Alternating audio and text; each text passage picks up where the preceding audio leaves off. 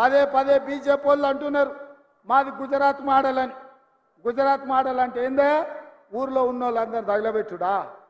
ఇతర రాష్ట్రాలలో పెట్టుబడులు ఉంటే వాళ్ళని బెదిరించి మీ రాష్ట్రానికి గుంజుకపోవుడా?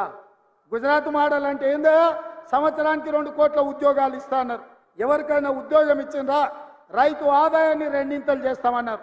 రైతు ఆదాయం రెండింతలు చేయలేదు, కానీ ఢిల్లీలో మాత్రం ధర్నా చేస్తున్న రైతులను కాల్చి చంపేసింది. ఇదా గుజరాత్ మోడల్? ఇదా మీరు చెప్తున్నది నరేంద్ర మోడీ గారి మోడల్?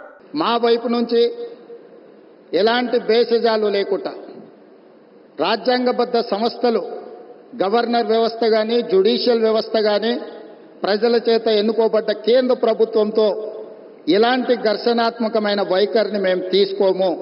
రాష్ట్ర అభివృద్ధిలో వాళ్ళను సంప్రదించి రాష్ట్రాన్ని ముందుకు తీసుకెళ్లడానికి అవసరమైన కార్యాచరణతోనే ముందుకు వెళ్తాము అని చెప్పి ఈ సందర్భంగా మీకు అందరికి తెలియజేస్తున్నా.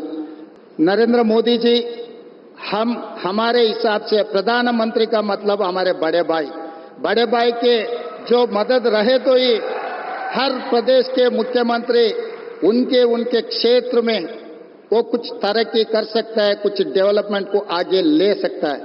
इसीलिए मेरा गुजारिश है, इस वक्त तेलंगाना अगर आगे तरक्की करना है, हम भी गुजरात जैसा हम आगे जाना है, तो यहाँ पर आपकी मदद जरूरी है. अगर आपका जो सोच है 5 ट्रिलियन इकोनॉमी,